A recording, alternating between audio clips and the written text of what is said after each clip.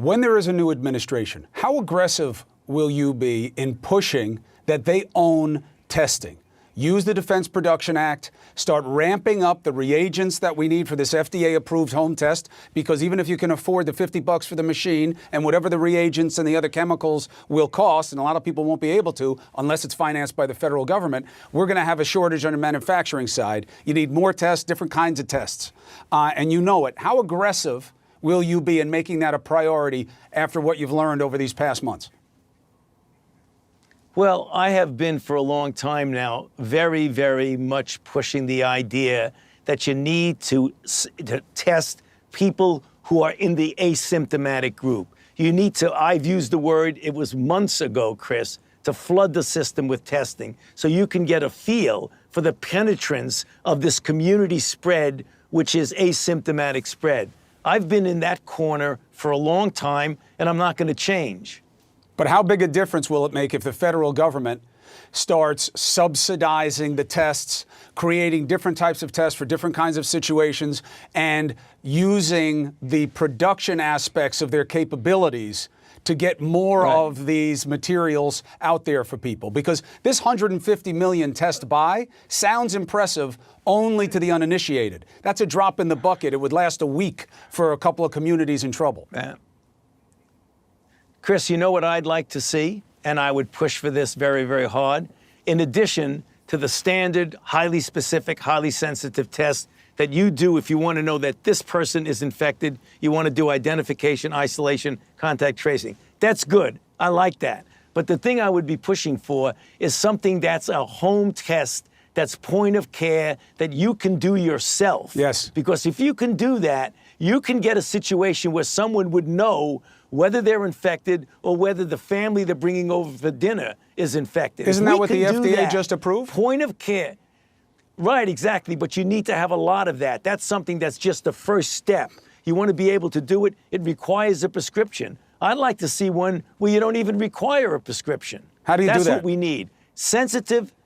Well, you just develop it. You get the companies to go ahead and do it and say, this is something you really need. We need to be able to have a good, firm handle on who's infected and who's not. And let me tell you why, Chris. Because right now, what we're seeing throughout the country, that innocent get-togethers of family and friends in a home where people let their guard down because they're with people they're familiar with. We're starting to see those kinds of infections. 8, 10 people get together at a dinner with friends and family. One of them is infected, but with no symptoms. They put their guard down. You're sitting, you're eating, you're drinking, you take your mask off. And that's how we're starting to see infections. I get on the phone tonight and talk to all of my colleagues around the country. Almost every one of them say that's becoming a very important source of infection. The gathering, the innocent gathering. If you had a test that you could do at home yourself, point of care, sensitive and specific, you could eliminate a lot of that. But that doesn't sound like... So that's the kind of testing that I'm in favor of. That doesn't sound like new thinking. I feel like that's been obvious for a long time. Why don't we have it? Yeah. That's the point. Let's stop thinking about it. Let's just do it. I mean, you're asking me what I would want to do. Right. I'd want to do it now. I'd want to do it a month from now, a year from now.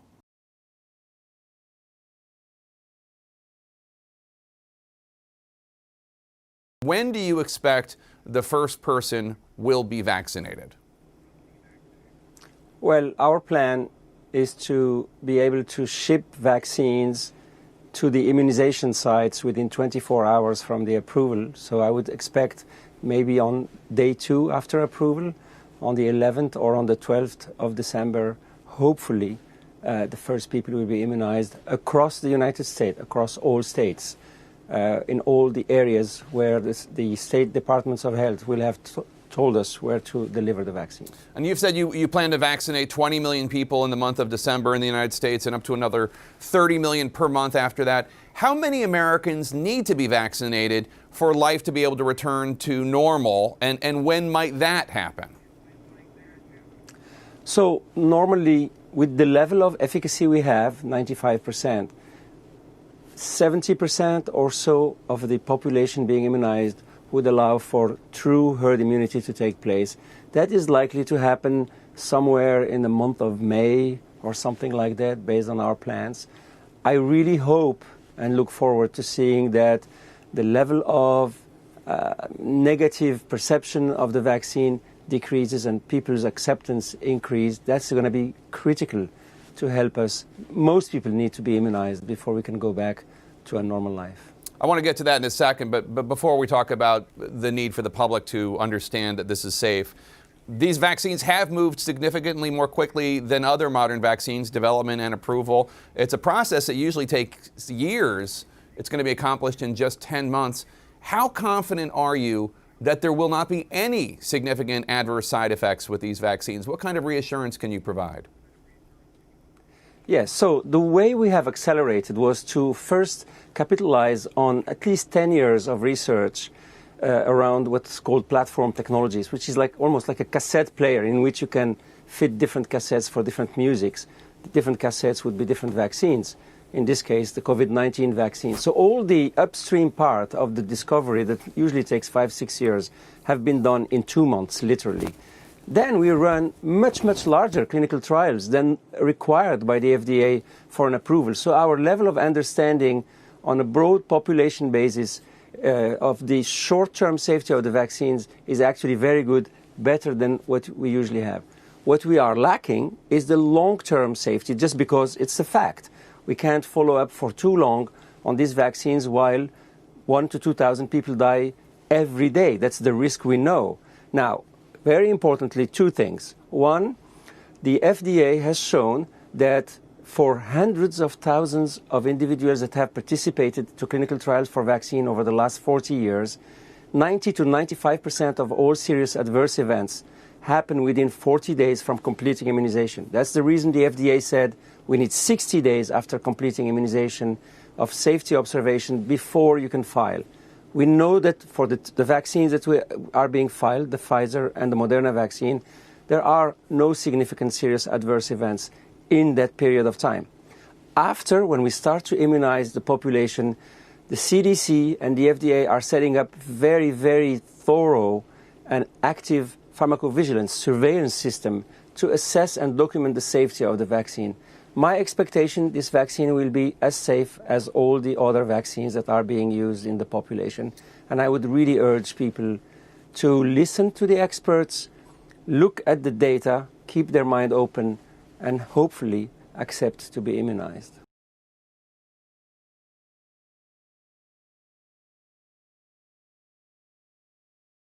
It's a reality this part of Texas has only seen in its nightmares. The ICU at Odessa Regional Medical Center in Odessa, Texas, is at its capacity with COVID-19 patients. Even with this hospital at maximum capacity, they're still trying to find places to put COVID-19 patients. All of the beds that you see in this section, curtained off at the moment, did not exist before the pandemic.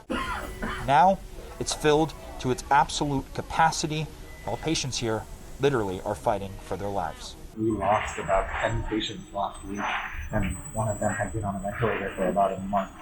The ones that are here now, on average, they've been on a vent for about a week or so. Denise Morning We're getting closer, okay? is an acute care nurse practitioner. There was only a few times in the summer where we were really pushed to the extreme, but now for the last few weeks, we're busting out of the seams. But she and everyone else remain at war with the virus, even as some patients begin to take a turn for the worse. When you first have to make that declaration, what is the first thing that goes through your mind? Please, not another one. You know, it's a prayer. It's inevitable and we know what's going to happen, but the probability of it being a good outcome is very, very low. But most are able to fight it off. Look at you! And turn the corner. Ruben Romero is feeling better after 2 weeks in the hospital and says this isn't a game. I asked why. Me dijiste que este no es un juego. ¿Por qué? Porque esto es una cosa muy seria. Because this is really serious, he says. This virus is not for people to be playing with. It's very dangerous. It attacks your entire body.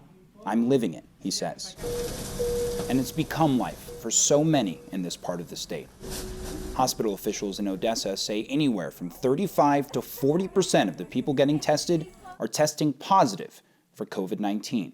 They fear becoming what El Paso has become. mobile morgues for the dead, hundreds in the ICU amid record hospitalizations, and roughly 1 in every 24 people actively with COVID-19. It's required a regional coordination like never before. In a relatively short period of time, our hospitals have added over 600 beds. Wow. Even with that, we have flown out about 84 ICU patients to other communities in Texas. In smaller towns, once thought to have escaped the virus's grip, find themselves right in the crosshairs.